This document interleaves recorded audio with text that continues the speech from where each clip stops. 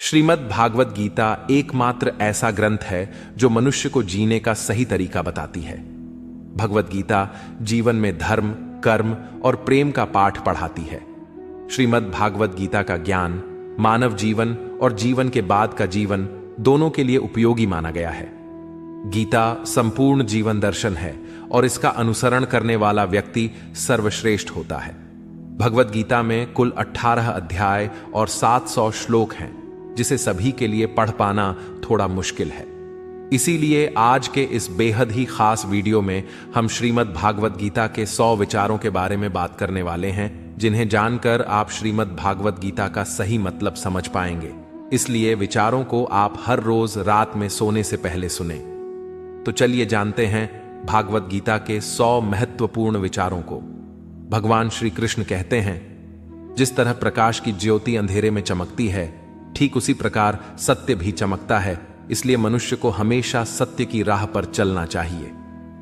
मृत्यु एक अटल सत्य है जिसे कभी बदला नहीं जा सकता है।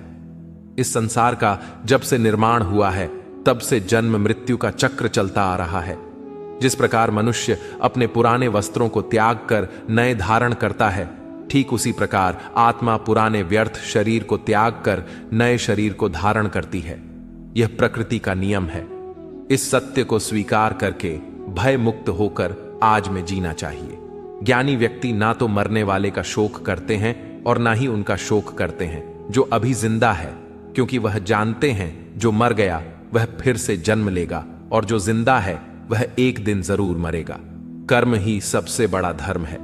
भगवान श्री कृष्ण गीता में अर्जुन को उपदेश देते हुए कहते हैं, व्यक्ति कर्म करने के लिए ही पैदा हुआ है और बिना कर्म किए कोई रह नहीं सकता।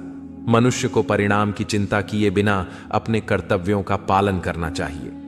क्रोध मनुष्य को नरक की ओर ले जाने वाला द्वार है। क्रोध करने से व्यक्ति का मन अशांत हो जाता है। वह आवेश में आकर कई बार अपना ही नुकसान कर बैठता है। भगवान श्री कृष्ण कहते हैं, मनुष्य को क्रोध करने से बचना चाहिए। कितना भी गुस्सा आए, स्वयं को शांत रखने का प्रयास करें।